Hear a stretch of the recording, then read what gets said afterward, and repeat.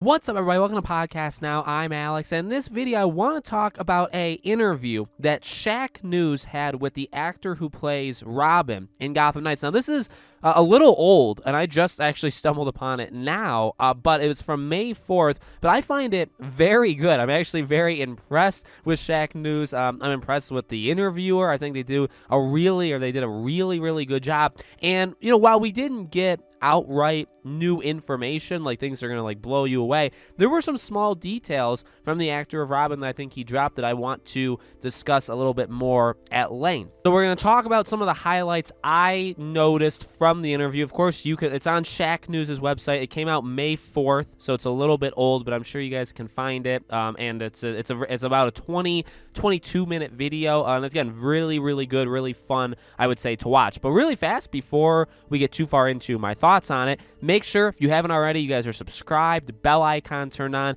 give this video a like, definitely helps it out. And also, I've been mentioning this here and there, I'm going to be mentioning this here and there as well. We've opened up Patreon, and we've opened up memberships to the channel. You do get things, you do get exclusive kind of perks for supporting us if you choose so. It's not a threat, it's not a push for you guys to do it, but I'm just saying that if you want an extra way of supporting the channel, if you have if there's financial means, again, by no means is it something you absolutely have to do, but we do have that Patreon. The link for that's in the description, and YouTube memberships, obviously the join button is right next to the subscribe button. And obviously, if you do it, I would be very grateful to you guys. Okay, so let's talk about this interview.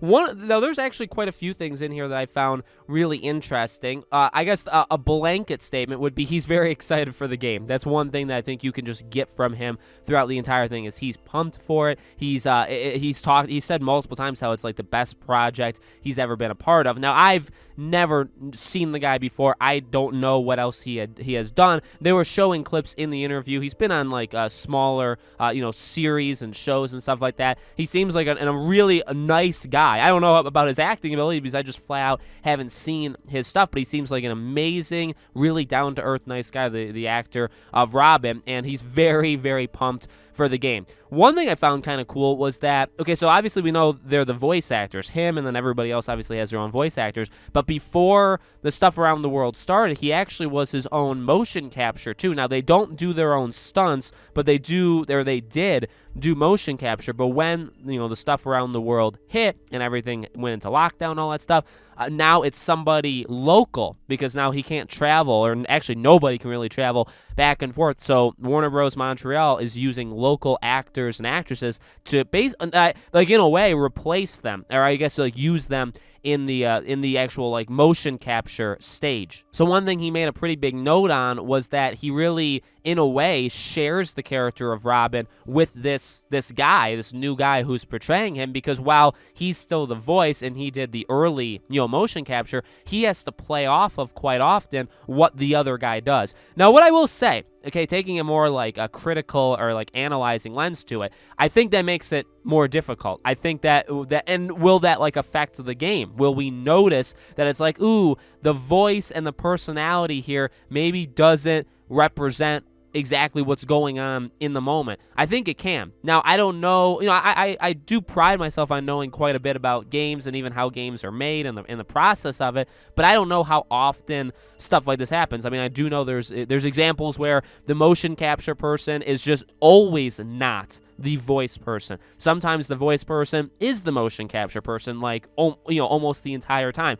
You look to Uncharted or something, right? Nolan North, voice, and he obviously didn't do the stunts and stuff, but he was Nathan Drake from start to finish. And again, the question is, can you notice that? And I think you can notice it when it's done well. The question is, can you notice it when it's not done well? And like I said, I think that's something that I'm not going to be looking for that, but I think, I wonder if we'll notice when because it's not just him, it's all of them. When they're talking, if it's ooh, that doesn't necessarily match how exactly they're acting physically in this moment. I don't know. We'll have to see. He also said, and I personally didn't know this, I guess maybe this is something that maybe people could have assumed, is that they each, now there's like the creative director and, there's like the heads of Warner Bros. Montreal that are putting the story together, and I'm sure a lot of people have a say, but he did mention how, like Robin, his character, he specifically has a writer for, and they go back and forth, discussing how his character is. I find that pretty darn cool. When you hire a writing team, you have to imagine that they all take different sections of things. If it's an open world game, maybe some are tasked just for side quests, or maybe they have side quests that are entirely built from them, right? So again, like these things change, and these things are a little bit different depending on which studio or which kind of game you're talking about. And by the way, Gotham Knights is also that. I would not be surprised if there are side missions that are entirely made from like one person, right? That's why sometimes you get a little worried if they hire a bad writer or somebody who hasn't exactly proven themselves, where it's like, ooh, there may be things made entirely, but yet again, maybe not. Maybe there's a lot of, back and forth, and I'm sure there is a lot of back and forth, but I found that interesting, that Robin has a person that really is connected to him, that, is writing, not necessarily his story, because again, they all are connected, so I would like to think that they all play parts in the overall, I guess parts in the machine, right? But that every character, every main character, I guess, would also have their own, their own writer as well. He talked about his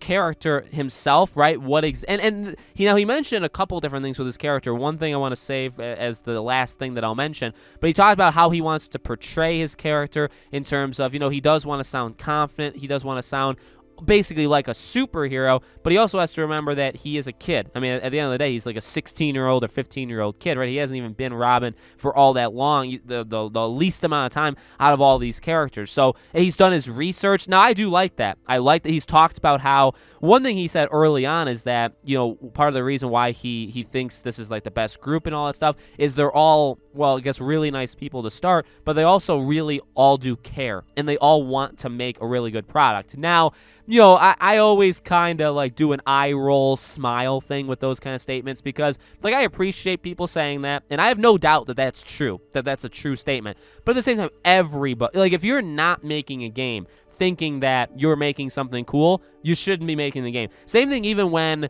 in art, like I don't even know who I saw. There was a musician that tweeted out a few days ago, like they think that the next album they make is going to be their best. I think you should always think that. If you don't think that, if you are working on an album or if you're working on a game and you're like, yeah, this is easily my third best product I've ever made. It's like, well, maybe it is when it comes out. You know what I mean? Obviously, you're not always going to make something better than the last time, but I think you should always approach it thinking that you will, or wanting it to, you know what I mean? So like that, to me, that is an eye roll moment where it's like, yeah, everybody's excited, everybody wants to make a good product. That doesn't mean the product is going to be outrageously good just because everybody has confidence, although that is an important factor in it. But again, he talked about the research he did, and I would assume everybody else did research, and I think that's what actors and actresses do for their role in general, which is good. I want them to know where these characters have been in different mediums, even if it really doesn't have much to do with what they're going to be, doing in this game. One of the final things, or the final thing I guess I'll mention in this video that I want to say, is the last big question of the interview was the interview, person asking him with, obviously you can't say too much because the game's not out yet and all that stuff, but what's the story of Robin in this game? Like, what's your character going to be going through? I thought that was a very good question, and the answer that he provided was that it's, obviously a world, and he had to throw in that Batman's dead, because if an employee of Warner Bros. Montreal doesn't say that, they're going to end up being taken out in a back alley. I'm pretty sure that's in one of their contracts. But, he said, obviously, Batman is dead, just to remind us all in case we forgot, and that it's really, Robin figuring out who he is, why is he a hero, and being a hero without Batman, right? A lot of stories sometimes are with Batman, is with Batman without other people, whereas this one it's those other people without Batman. And, I honestly, and then he said, like, the other characters, same thing. Like, they all know they're heroes, they all know they're talented, but, like, what makes them a hero? What makes them without their father figure, without their mentor being around? Now that was a pretty good answer. I think that is going to be a major part of it. I think we can all probably expect that, but I don't think that's going to be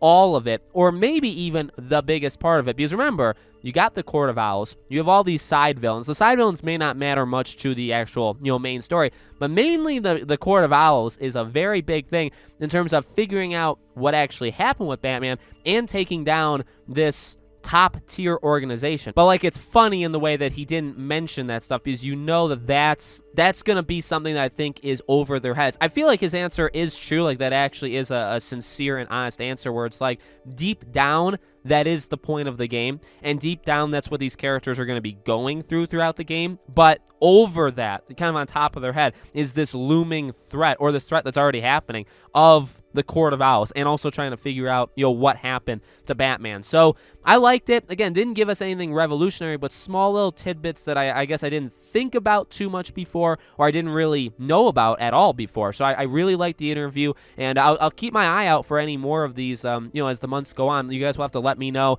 if you guys like this. I personally loved recording this. You have to let me know what you thought of the video. Let me know in the comments. Make sure you guys are subscribed. Bell icon turn on. Like I said, Patreon, link below.